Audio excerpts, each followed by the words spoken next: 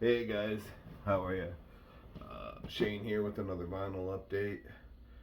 Whew, I am feeling utterly dog shit, but now is the time if I'm going to have time to do a video. These are pickups I got in the last few weeks. This is post Hurricane Milton and Helene pickups. Post Hurricane Milton pickups. So I went to the record store, and on Monday thinking I was going to Miami Saturday for a horror convention, and turns out that the convention was moved to the November, so I'm going then. So I went Friday or Monday, and then I went back Saturday to pick up a few odds and ends, and I got myself in all kinds of trouble. Lots of 45s this time, some CDs, cassettes, and some albums, of course. Albums, I've been telling myself I do not want to do this, but I did it anyways. Got myself into some trouble buying some albums, but you'll see. All right, let's get into it. Let's get into the cassettes first. This is, I think, in Holland import. I think Doug told me it's kind of cool looking. The Pretenders, the singles. So it's the track listing. It's weird looking. Show you the inside of it. Yeah.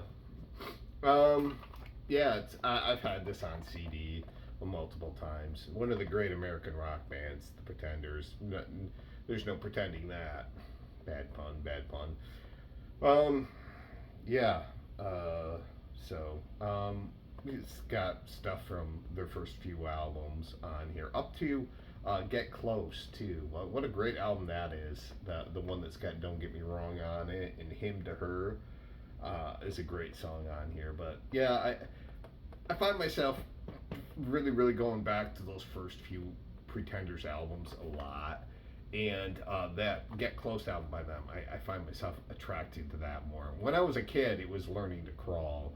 It was that go-to album for me by them, and I still love that album too. I just don't go to it as much, if that makes sense. If I go to Pretenders, I always go to first two albums. Always, it seems like, or I'll go to Get Close.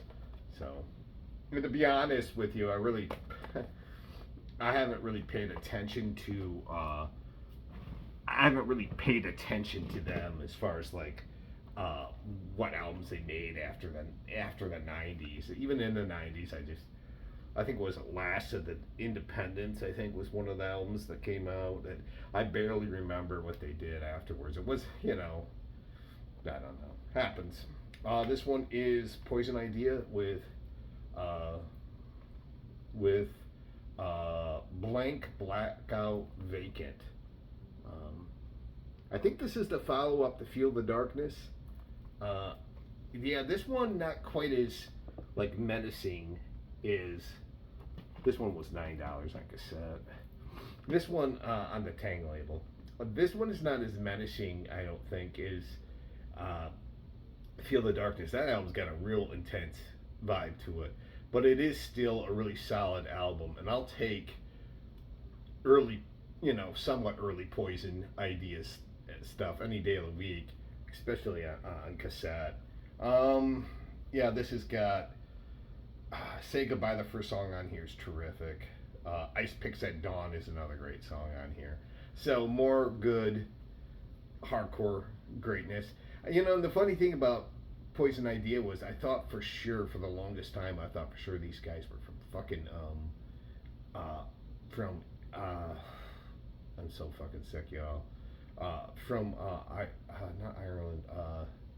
From see, that's how sick I am. From Phoenix or from Arizona, and they're actually from Portland. But whatever. Like I said, that's not really matter where they're from all that much, anyways. All right, CDs, a few CDs. This is a compilation of who I think is one of the greatest metal bands of all time. And the more I listen to them, the more I'm intrigued and fascinated. And it's a band that no one would say isn't. And I would say, after Black Sabbath, is probably the greatest metal band of all time. Right up there with, like, to me, Merciful Fate and Slayer and those bands. And that's Iron Maiden. And this is the essential Iron Maiden. I've really gotten into Iron Maiden in the last I don't know, uh, 4 or 5 years. It started with buying their albums. Uh, Best Buy was having them. I could get them fairly cheap for like $20. And I started buying their albums and their CDs, and I just started listening to them more and more and more. And back in the day, I would have like back in my 30s and stuff like that. I would have taken Judas Priest any day of the week over them. And now I think Iron Maiden surpassed Judas Priest in my opinion as being a better band. There's something about Iron Maiden that's just savage and beautiful and mysterious and very powerful band. And this has got 27 songs on it. It's got stuff from like Brave New World all the way back to the self-titled album, so and everything in between. So it's kind of cool to have on there. And back in the day too, I mean, obviously, Number of the Beast was the first album I heard by Iron Maiden, but back in the day, like back when I was young, I was such a big Di'Anno fan that anything else would have not worked for me for Iron Maiden. All right, let's go into the next um, CD. Now these next two, this is really funny. I picked these up together because when I was working at a mental health clinic when I was younger, my boss got me these two as part of this Christmas exchange. Got me these two specific records, and it's like I didn't know that he knew what kind of music I liked. And the funny thing was, I wasn't listening to either one of these bands at the time, but I always liked these bands, so this was nothing new for me. But this is going back to what is it? Well, I forgot what year this came out. Maybe early 70s? I think, I don't quote me on it, but it's Pink Floyd's Adam Hart Mother. I had this on cassette too. I got an original cassette for like $2 someplace in my cassette collection. I don't know. This to me screams Roger Waters to me on this album. I just feel like this is like something Roger Waters would concocted, but still has that early Pink Floyd sort of etherealness to it. There's a beauty to this album with songs like "If" on here that are just incredible, and of course the long track "Adam Hart Mother" is really cool. But yeah, when I was younger, I was always a fan of Pink Floyd, but I wasn't into Pink Floyd. Like, sorry, I gotta get some water, guys. It's so fucking hot in here. I had the fan off for a change, so you don't have to hear that annoyance. But yeah, this is when I was younger. Like, Pink Floyd was the truth, man. We always listened to Pink Floyd. Like, I used to listen to that dedication, the sad songs, or whatever, that album by them, and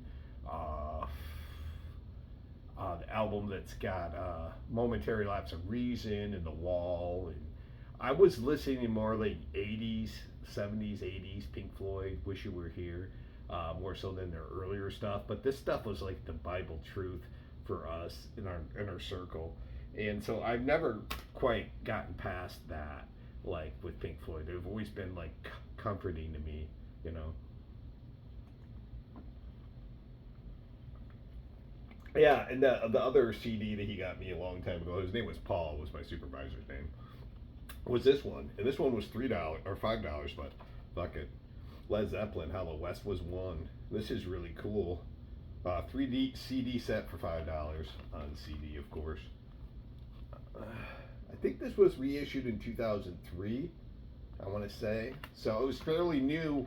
I think I got my copy of this in 2007. But yeah, I love Led Zeppelin. Still, this is a band like kind of like Pink Floyd that I grew out of and grew back into, and I love Led Zeppelin. When I was younger, me and this kid like Mark Ungst were making. We were trying to get the biggest Led Zeppelin collection. I think I told this story before on cassette, and I think he beat me because I did not have Coda, motherfucker. But This was back in the 80s, so he found boots too, which I was pissed off about. Because every time I ran into him in town, I'd be like, hey, Mark, what's up? You got any new Zepp on cassette? And he's like, yeah, blah. And he would pull it out. And I'm like, you motherfucker. Of course, he had a truck back then, and he could probably get to Grand Rapids or Traverse City. I lived in northern Michigan, so for me, it wasn't as easy. So I was like, okay. But I did have everything except for Coda, I think, on cassette. And I really got what the album that really identified me as a Zeppelin fan was Led Zeppelin 2. I listened to that album pretty much religiously my junior year, a lot, a lot. And fucking still, that's my favorite Led Zeppelin album. But this is, I think, a 2003 release. This was recorded in 1972. I think at their peak, to me, at least performance-wise. And I've seen some videos of them. And I think there was something about that year 72. That's when Led Zeppelin 4 came out. That was just bueno for them. I think Led Zeppelin 4 came out then. No. Yeah, it's 72. Yeah, I think it did. But yeah, I just love this band. Yeah. So yeah, this was a tour in California. I think this was recorded live at the Forum in L.A. and I forgot the name of the other place, but so happy to have it. All right, let's get into the 45s. I got a lot of those, and I got a lot of albums, so let's just get into it. I've been collecting Elvis on 45, and I got All Shook Up, and That's When the Heartaches Begin. Gorgeous song by Elvis. I can't believe these were 50 cents. I got these for 50 cents. Love Elvis Presley. I don't need to really talk about Elvis too much. I know there's people that don't like him, and there's people that like him and all that shit, and that's fine, whatever. This one is Wear Your Ring Around My Neck. Wear your ring around my neck. And what's the B-side? Don't You Think It's Time? Another really kind of catchy song by Elvis. So, Elvis Presley, back in the R.C. Victor era. After I don't know what happened, but I think his manager had something to do with him leaving Sun, the Sun label, and going to RCA, and it was probably the best thing for him. All right, this next one is kind of a cool find because I don't see a lot of 60s bands 45 stuff, and I've been picking them up, any 60s bands song. And as far as LA bands go, and there were tons of good LA bands like Love back then, and the Byrds, and blah blah blah. I can't even think of all the bands from LA, but this is one of the association, I think, was from LA. But I'm pretty sure these guys were from LA too. Tell me if I'm wrong, y'all.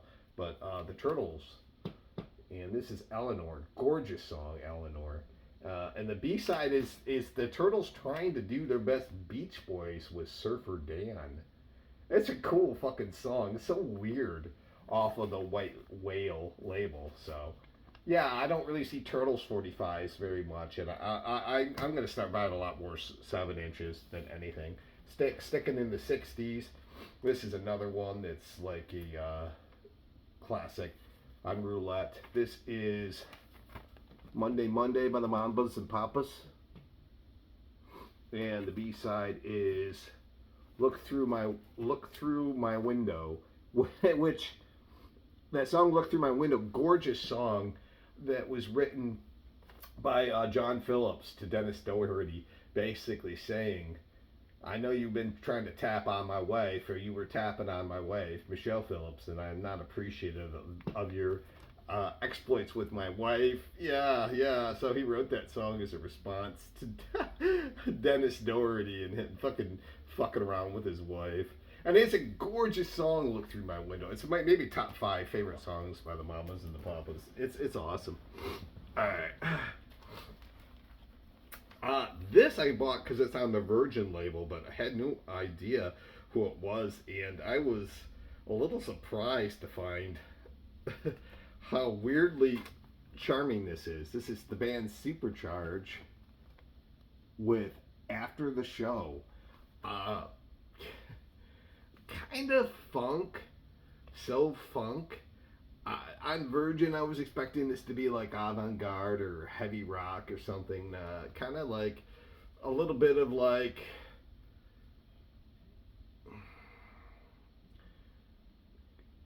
a little bit of Emerson, Lake and Palmer if they were doing average white band.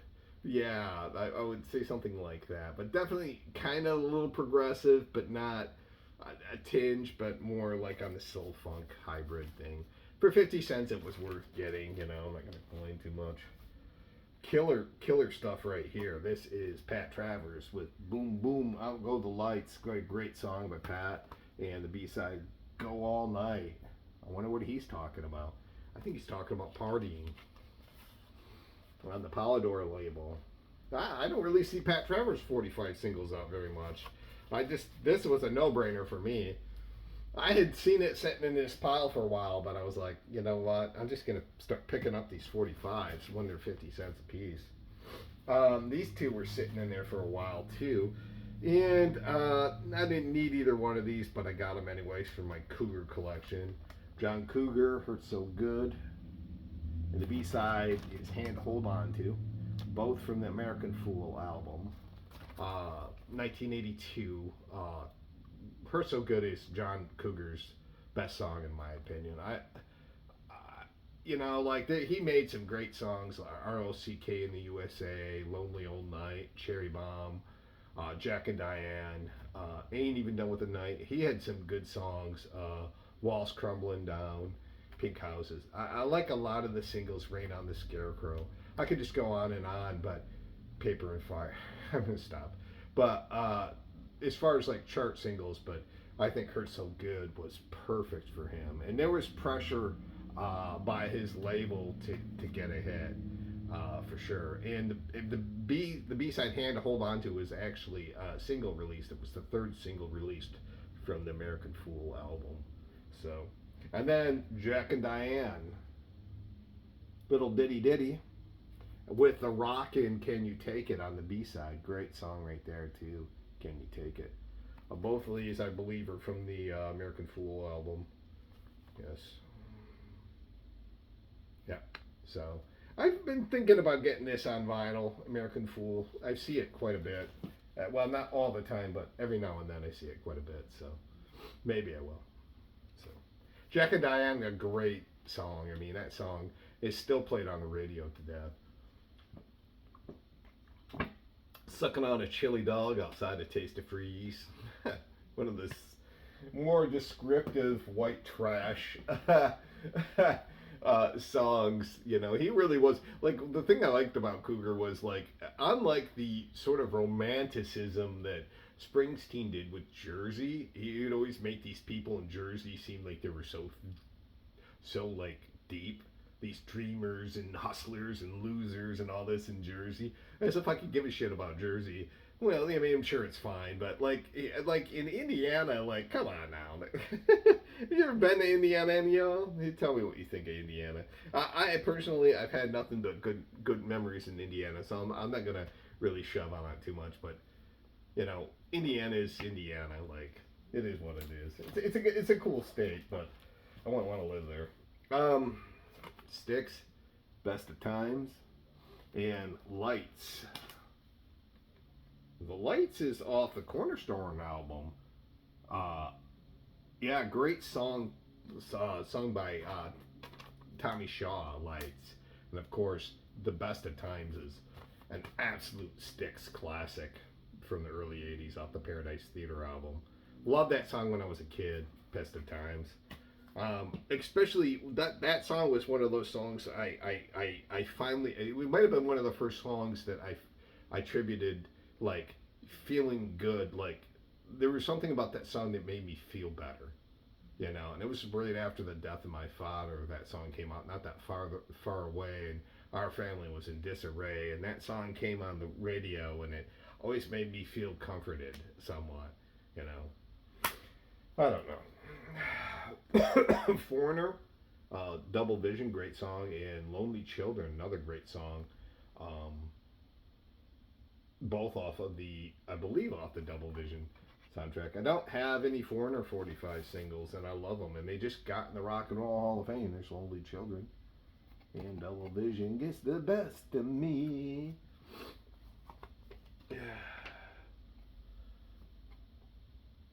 Yeah, Lonely Children's a good song on here too, so I love Double Vision, one of my favorite Foreigner songs. So this one was another one that was $1, and I was surprised it wasn't like $2 or $3. Amanda by Waylon Jennings. And the B-side, one of Waylon's standard songs, Lonesome, Ornery, and Mean. If you've listened to Waylon, you know that's like one of his staples. Yeah, Amanda ballad. Waylon sings ballads very, very well. I don't think he gets quite the credit he deserves for being able to sing ballads, but he's quite good at singing them. So, yeah. All right. Oh man, I feel like utter dog shit, y'all. This one I picked up because it was there and it was 50 cents, and I didn't realize till afterwards what a nugget this is. Hall & Oates Live with David Ruffin and Eddie Kendricks. When this came out when I was younger, I thought this was really pretentious bullshit. Now, I like the Temptations, and I like Hall & Oates fine, but I did not like the combination of them. I know for Hall & Oates, it was like a personal highlight in their career, and they had talked about it. I know Daryl Hall has, and I'm sure John Oates has too, that one of their bands they worship, the Temptations, played with them live at the Apollo Theater, you know. And they had that medley, the way you do the things you do in My Girl on it. But the highlight to this is not that song. That was the single that was released, and I just thought it was so fucking, even as a kid, I just thought it was like kind of pretentious.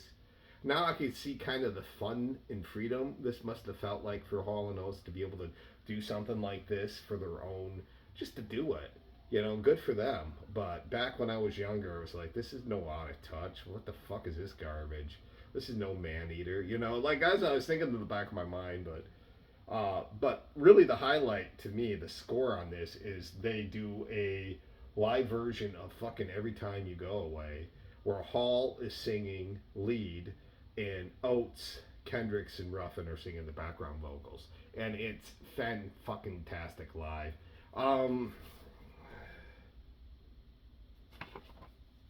Yeah, it's like a 7-minute track live. Now, if you've heard Every Time You Go Away, you know it's like one of Hall & Oates' longer songs anyways.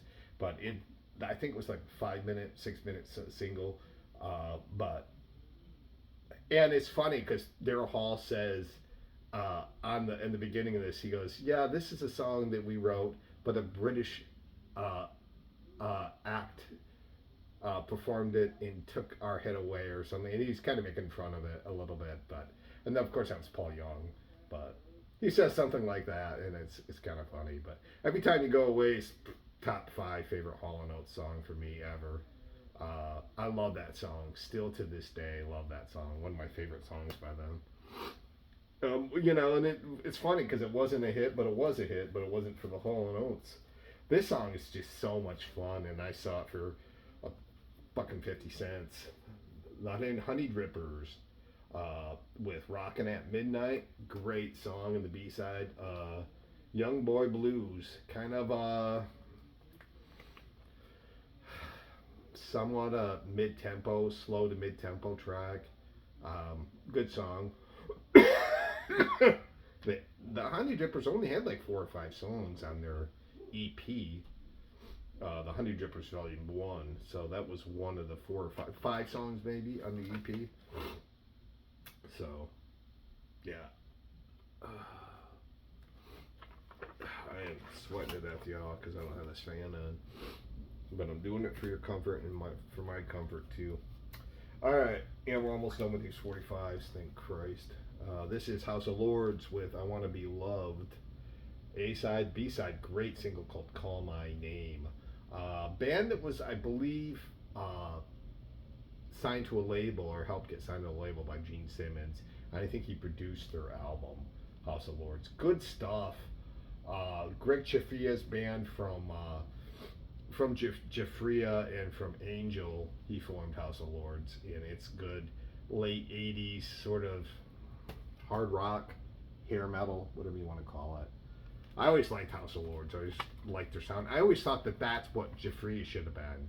Jafria was good, but there were so many synths and not enough rock for my taste. But this is getting back to at least a more riffs, heavier riffs and stuff like that. So yeah, I saw this, and that any metal I see on 45, I'm gonna take it any day of the week. So yeah, this was a good pickup for $1. Ooh yeah, Yellow with Oh Yeah, and I think the B side of that is Oh Yeah too, which is the dub version of it, as featured in the hit movie Ferris Bueller's Day Off. That song can kind of get on your nerves a little bit, and the thing about Yellow is they were a fantastic band that started out on the fucking great Ralph label, which was the label run by the Residents. And those early albums are so good that when you hear this, if you're a fan of the earlier Yellow stuff, this might annoy you a bit. I'm not a big fan of this song, but it was more like it was more like because it was $2 and for nostalgia reasons I bought it. I mean, it's not a bad song. It's just, you know, it's been played to death in movies and commercials, and it's like chicka chicka. Oh, you know, it's like oh god, you know. But it's a good song. I mean, I'm not gonna shit on it too much. These are like kind of cool. I picked up two like songs that have like four, almost like EPs. So I'm very happy to get these. This is Frank Sinatra in the Wee Hours. This is Volume 2. This one was $3. Part 2 in the Wee Hours. And this has got I'll Be Around, I Get Along With You Very Well, and Never Entered My Mind in Dancing on the Ceiling. Whoa, what a feeling, Frank, to be dancing on the ceiling. Like, could you imagine him doing Lionel Richie's version? Oh, God. On the old Capitol label. I was talking to Doug, the owner of Jerk Dog Records, who I bought all these records from, and I was telling him, I go, this album, he sounds, what should be like this beautiful, you know, like, kind of light, playful record is total dour and sort of depressing to listen to, and that's what this record is known for in the wee small hours, for having this sort of somberness to it, almost like kind of morbid in his vocals, not in the music necessarily. And it's true. If you listen to this, it's like he just got back from a funeral and then stayed in the funeral when he recorded this album. It's a must get if you're into Sinatra, or if you're interested in how songs should be performed but are completely not performed the way they should be. This is one of those excellent examples of the artist is who they are at that point in time, not projecting to be something they're not. Very similar to like Marvin Gaye's excellent Here My Dear, and in the way that album is just portrayed as absolutely angry and vindictive. And if you've listened to Marvin Gaye, like what's going on, blah blah, you know, it's like either really sexual or really social provoking lyrics, and then you hear like basically like him, you know, basically saying you can take all my shit, bitch, just stay the fuck away from me. You know, it's pretty shocking, you know. So yeah, but this is great. I like I Get Along Without You Very Well. It's one of my favorite songs on here. Love Sinatra. And this one's cool too. This is an extended play, a Columbia extended play with 4 songs on here. And this one just stared at me for weeks. It had been sitting in his collection for months, and I just decided to pull the play on it. Edith Piaf with La Vie en Rose, along with Les Amants de Paris, Adieu mon coeur, and Un refrain courat dans la rue. Fuck, you know, just look up this titles and look up this EP, the La Vie en Rose EP. This is an extended play from Columbia, which I think I already said. So.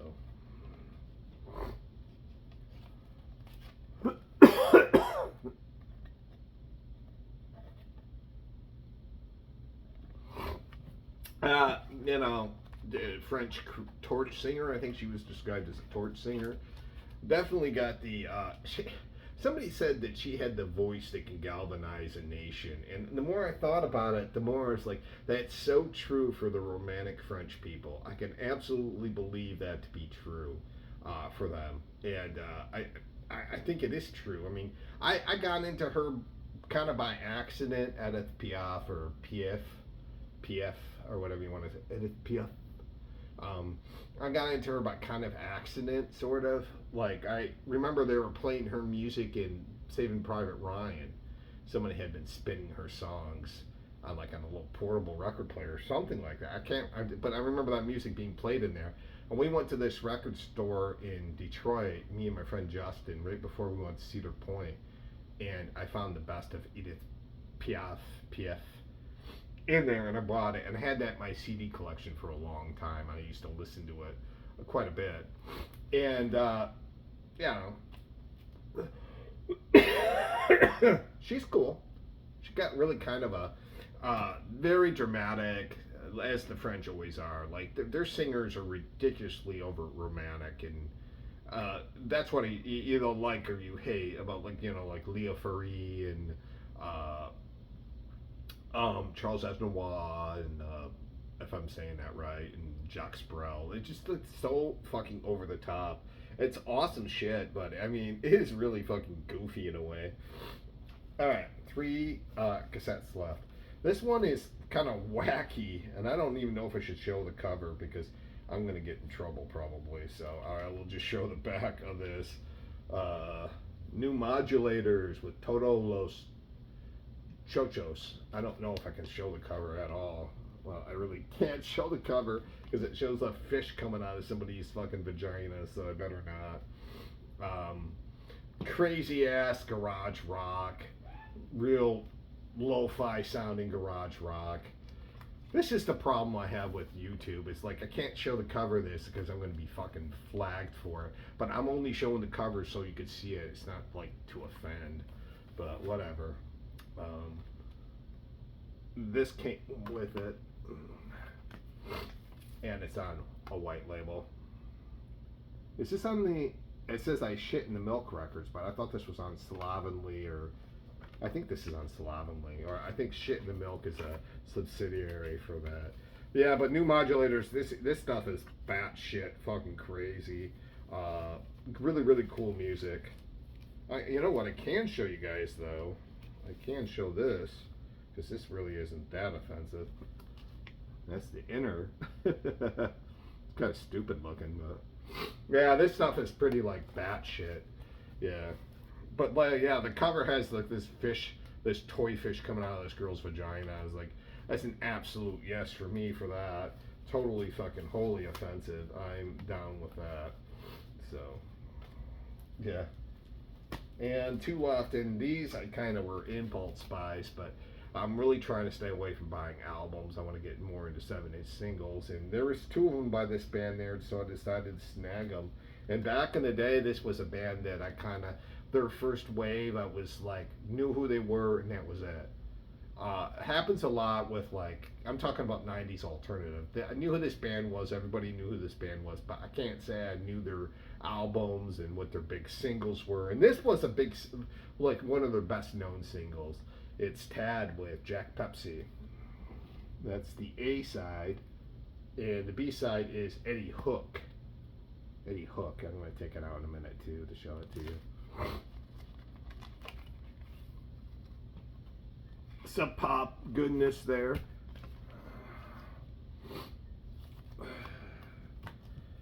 And there's Jinx and Pig Iron right there, the B side.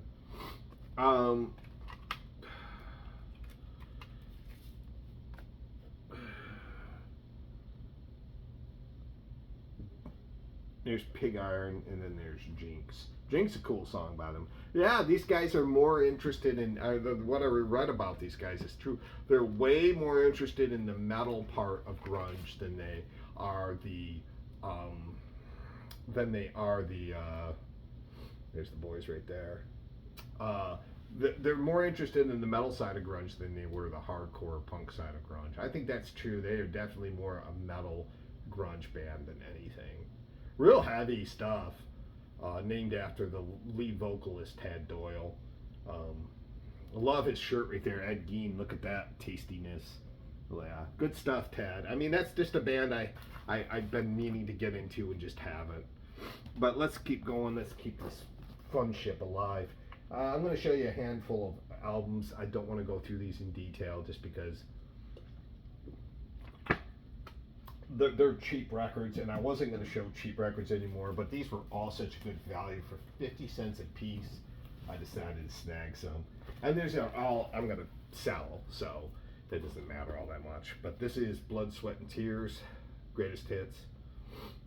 Yeah, these guys are cheesy to me. It's fucking, you know, I kind of like Blood, Sweat, and Tears, but they're kind of corny to me. When I Die, Lisa, Listen to Me is kind of a fun song on here. Of course, You Made Me very happy. Can't Quit Her, Lucretia McEvil is a great song on here. Sometimes in Winter's kind of a obvious little song on here, kind of weird. Heidi Ho, I Love You More Than You'll Ever Know is straight up cheese. I would say the first album by Blood, Sweat, and Tears is worth picking up. The Child Into a Man album, and I'm not even gonna try to, but yeah. You've made me so very happy.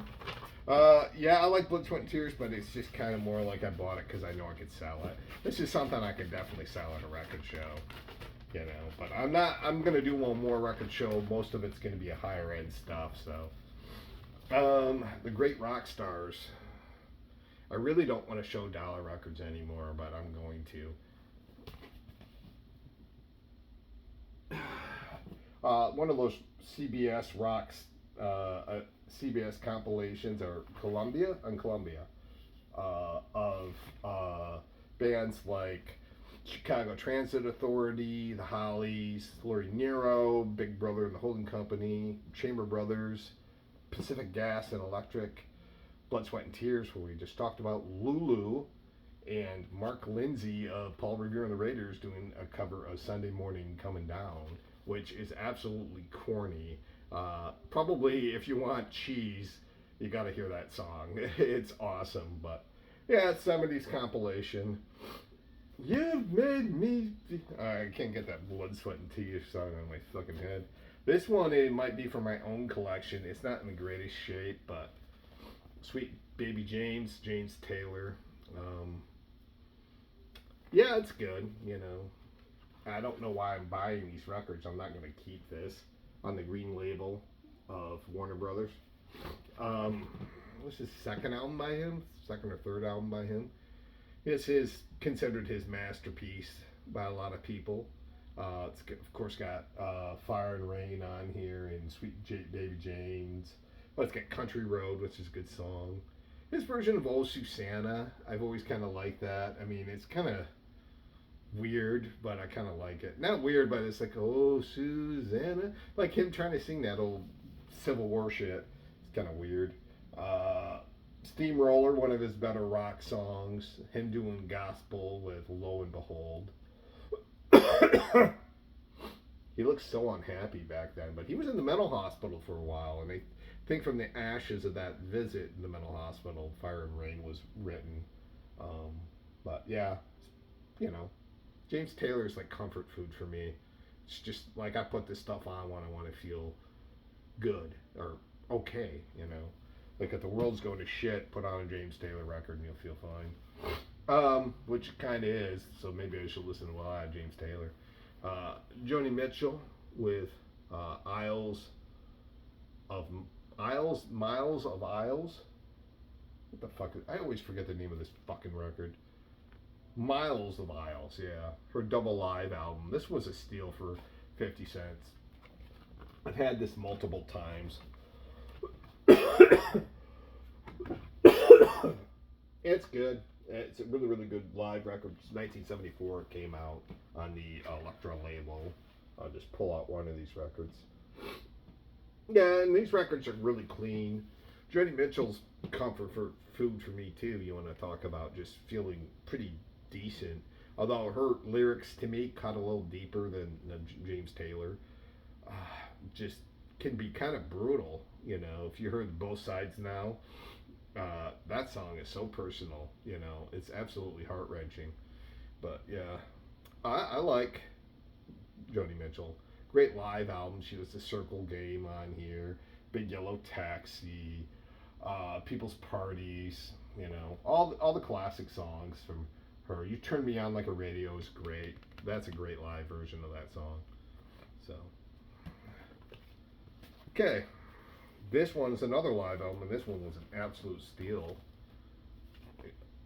Sensational Alex Harvey Band. Now, if I would have went through and gotten these records, I would have picked this one up live, and this would have been the only one. But I can't stop myself. I think to myself, like, well, if I get the deal is if you get 10, you can get them for 50 cents. So, and then my mind starts working that way. Fucking awesome band from England. Kind of glam metal, hard rock, bluesy hard rock, glam metal. A little bit of art rock thrown in. Alex Harvey Band. Joe Elliott of Def Leppard is a fucking huge fan of this group, and I've heard him bring this group up and other people not knowing who they are. And I kind of fell upon them on accident. I just did a lot of record shows back in the day, and they were always on there. Like, they were always not on the record shows. There was always records by them in somebody's thing, and so I used to buy their stuff, and I've had multiple albums by them, but I have a greatest hits by them, so this will be a nice bookend for that. This is awesome hard rock.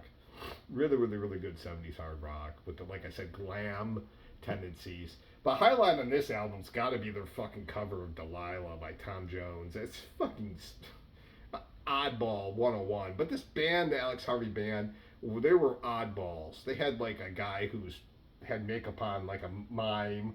The fucking lead singer, Alex Harvey, looked like some sort of fucking biker gang guy right there. I mean, they just had some strange kind of appeal to them. You know, physically, you know, there was something weird about them that was engaging to me, anyways. And I believe he died, Alex Harvey. So, and then the band disbanded afterwards. I believe.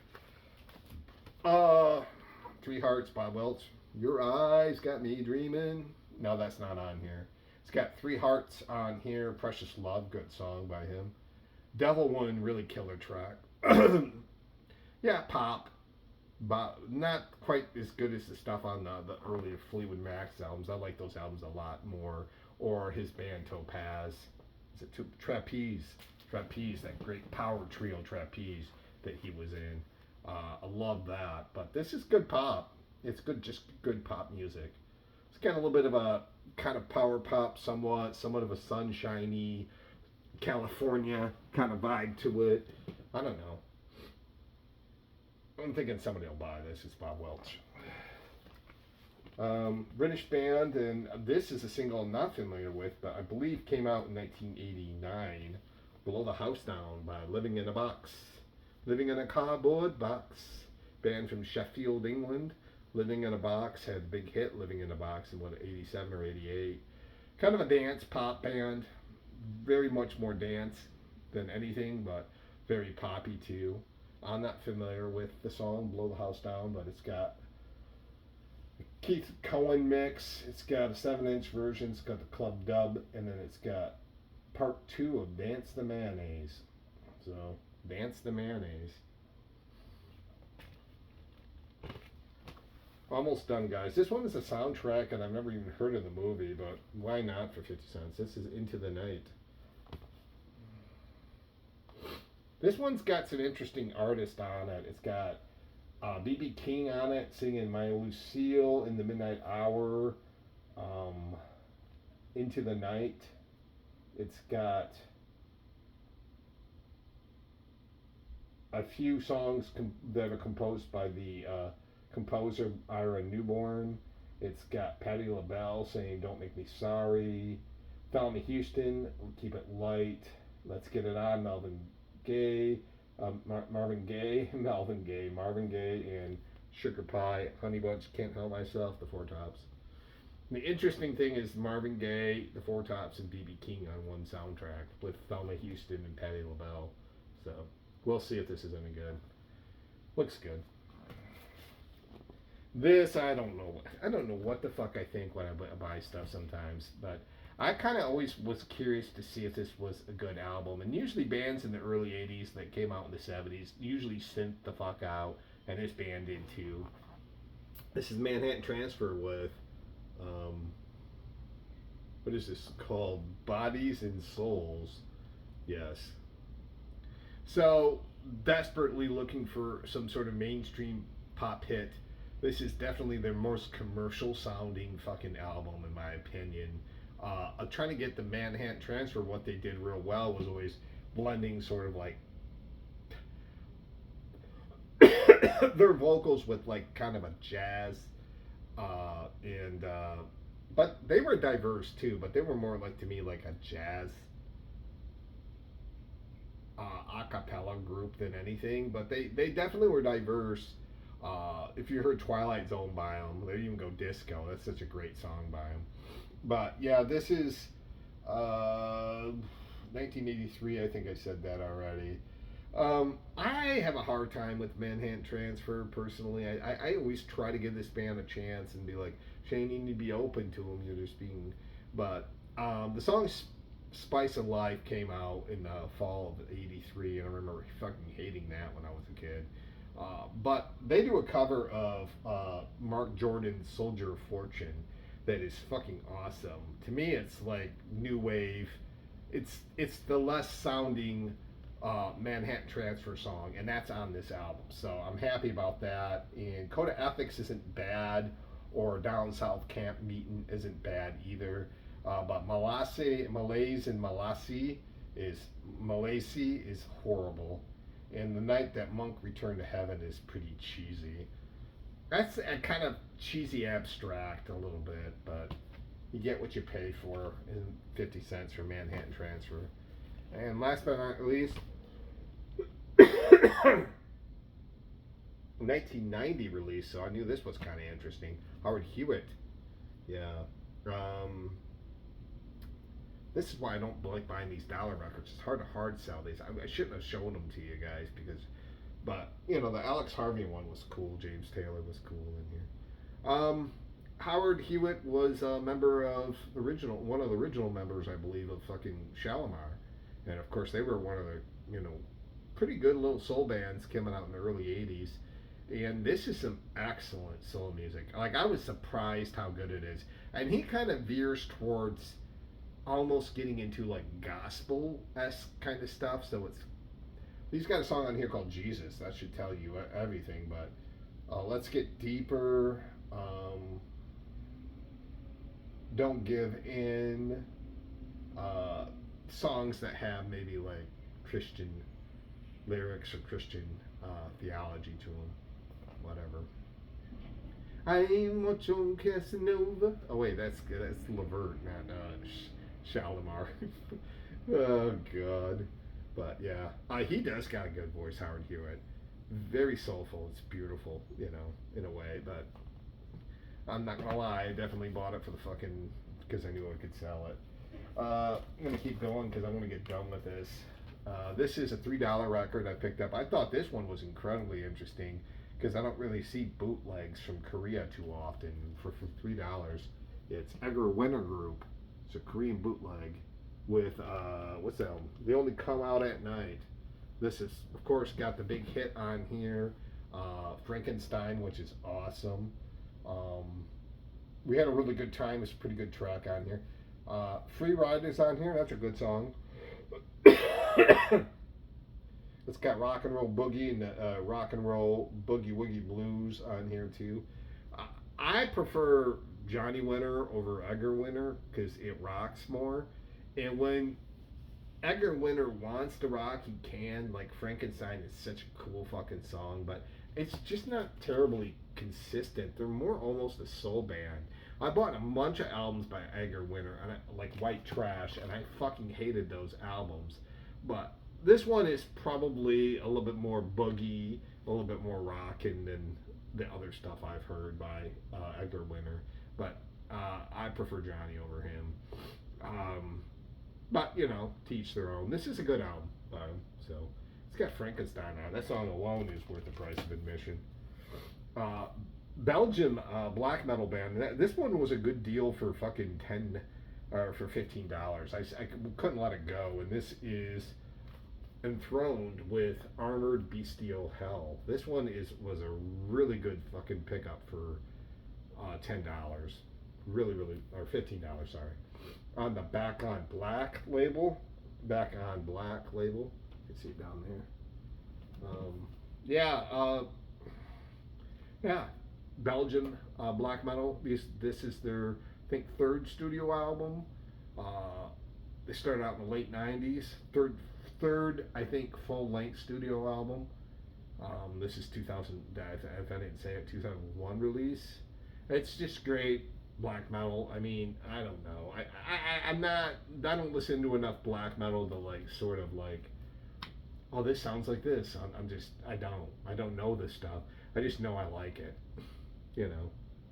This almost has a little bit of that first wave of black metal, though, sound, like those earlier bands. Oh, yeah. So, yeah, we're getting towards the end, guys. We're almost done. I know y'all are like, what the fuck is taking so long? Thin Lizzy, Alive and Dangerous.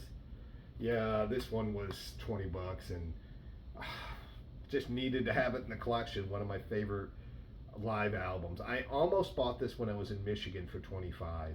I had this in my hand and I just didn't get it. I bought this on CD at a mall back in the 2000s for maybe $10. I don't even think it was $10. And this thing was in great shape. I don't know how much it was, but I love fucking Thin Lizzy. I'm going to be buying all their albums sooner or later. I just need to get them. One of the great double live albums ever. So yeah, I bought this on CD and couldn't stop listening to it once I got it. I think I got it for, like I said, $7 or $10 or whatever it was, back when malls actually sold music in them. And I went to this really good mall, and I was living in Kalamazoo, Michigan at the time, so it was in Grand Rapids, and they had a really good like Phi or something in there, and this just piqued my interest. And I had not been listening to Thin Lizzy up to this point, but this made me a lifelong fan. I put this on and heard, what was it, Jailbreak, Emerald, Rosalie was probably the song where it was like, wow, this is fucking awesome. But you know, probably my all-time favorite song by Thin Lizzy, and it's probably not going to be too exciting to anybody, but it's their live version of the Cowboy song. I just love that song. That's got that like sort of romanticness that Phil Lynot's known for, but also like sort of like tough and rogue at the same time. You know, he's got this toughness to him, but he's got this sensitive side to him too. You know what I mean? Not too sensitive, but sensitive enough. This is really cool to have on vinyl. So, and it just does have a gatefold, guys. If you want to look at it, it's fucking awesome. Yeah. Yeah. Yeah, this one was off my list of albums I had to get sooner or later anyways. And so, yeah, fuck it. For $20, it was worth it. I'm trying to get this done, guys. I really, really am. Jesus Christ, I feel like shit. Band out of Austin, and I love this band. Black metal with a little bit of fucking, kind of a...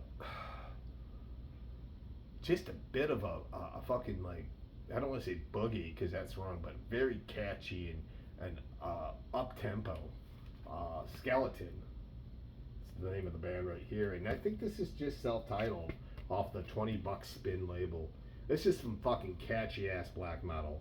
I really, really like this band. I like what they're doing.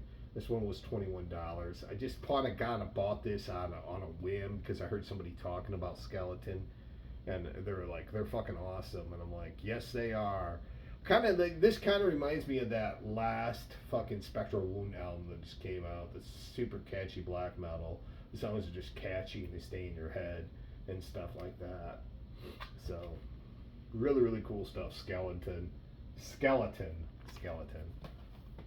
All right, 3 albums left, guys, and we're done. And this is going to go back to the '90s alternative college rock for these next 3. Morphine, Cure for Pain. Finally, a copy of this for a very decent price at $26. If you're buying vinyl, you know that $26 is actually a good deal on this. I fucking love this band. I saw these guys live. They were on a second stage of, I think it was the Horde Fest with Neil Young highlighting. They were awesome. Really, really good 90s college rock. I was talking to my brother about them with a bit of jazz, kind of a Miles Davis, John Coltrane worship. With, I think what's his name plays sax in it. Mark Sandman, maybe. Maybe he doesn't play. I don't know who plays the sax. I forget, but no, I don't think it's Mark. Well, never mind. Anyways, this is a 2024 reissue of 1993 release.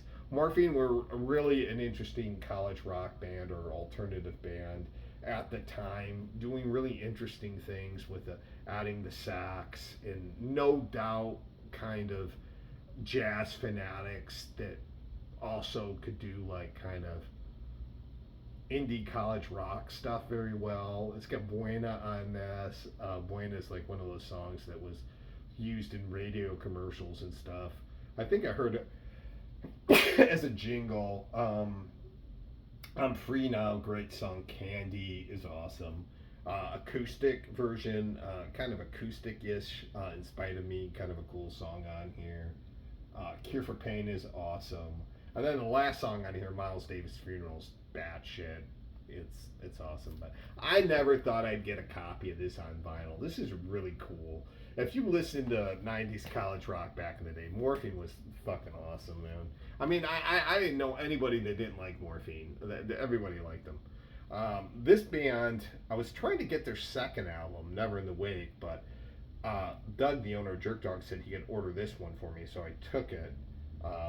This is the Palace Brothers with There's No One That Will Take Care of You. The very first Palace Brothers album. So, pretty cool to have. Of course, Palace Brothers, founded by, what's his fucking name? God, it drives me up the wall.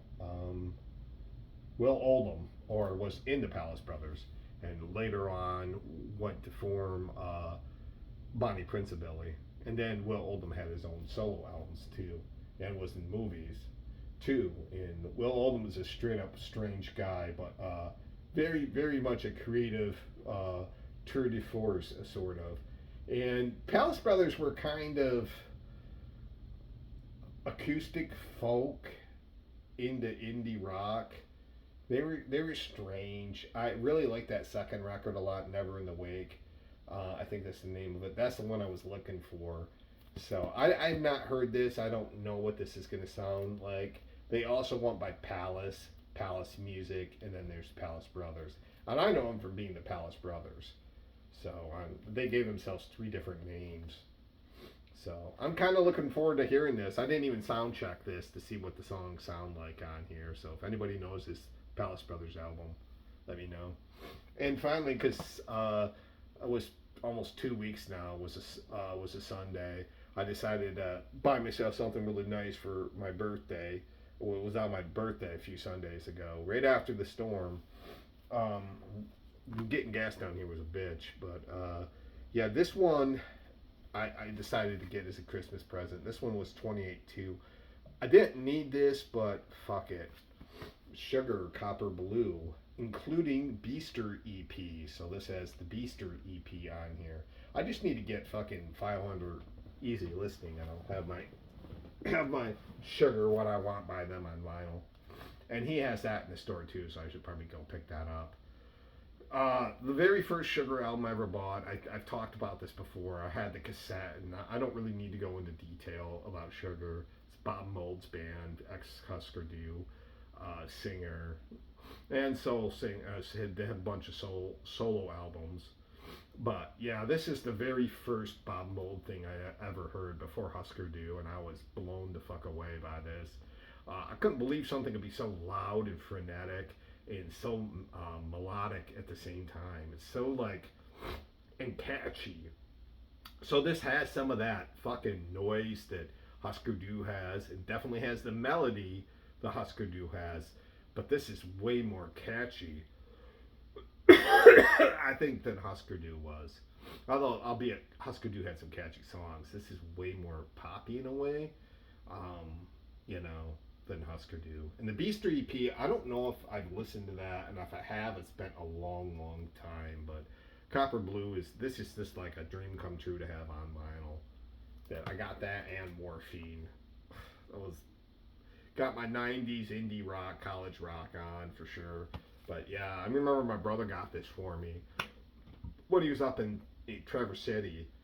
He just picked up a few cassettes for me. I gave him like 25, $30. I said, get me some cassettes. He goes, what do you want me to get? I go, just go in the alternative section and pick them out. And this one was one of those serendipitous things that fell in my lap, and forever grateful that I did, for sure. Yeah, I love, the way we act, the good ideas. Fucking one of my all-time favorite songs. Period. Definitely, Good Idea has that Pixies thing going on. Quiet, loud, quiet kind of thing going on. Changes is great. Helpless, Hoover Dam. If I Can't Change Your Mind, Fortune Tellers, so catchy. Uh, the Beaster stuff I can't remember all that well, but this is like fucking awesome to have Beaster and Copper Blue on here, and they both have the different album covers. I had Beaster before on CD or cassette, and I just don't remember it as well. But that's it for me. Hopefully, if there's something in there you like, um, hopefully, yeah, I did. This one's kind of more of a '90s college rock feel to it, but I buy on, kind of what I wanted. I was super tickled to get both the Sugar and the Morphine. Those were like big pickups for me, but even the cassettes, like getting that Poison Idea to getting some of those cool 45s, getting a little Led Zeppelin on CD. I'm pretty happy with this haul, and that'll be it for a while because I'm going to Tampa or Orlando, not this weekend, but the weekend after for Spooky Empire, which got pushed back. I wanted to say that real quick, but Spooky Empire got pushed back because of fucking uh, because of the hurricane. So I'll be doing that pickup in a few weeks, and that's going to be it because I'm not going to go to the record store at all the next few weeks because this weekend I'm going to be busy, hopefully with some stuff around town, and then the following weekend is going to be that Spooky Empire, so it'll be a few weeks. Thanks for watching this video. This one's a long one, over an hour. Thank you for those who continue to watch the videos and support this channel. It's kind of where it's growing a little bit, but it's kind of where I kind of want it to fucking be, Um, I just feel like I kind of want to be sort of somewhat of an underground thing, I wouldn't want to have like 10 million views. It feels like too much responsibility, And I see the people that get 10 million views for their videos, and they're people I wouldn't want to, like talk to. They're kind of lame.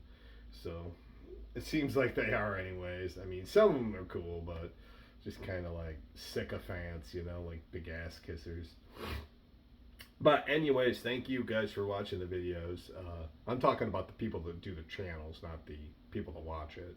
But yeah, thank you for watching, and I appreciate the continued support. And I know my videos are long and ramble on, but I like to think that one thing I like to do is different than probably what other people do is I will throw anything I can in a video, anything possibly I can in a video.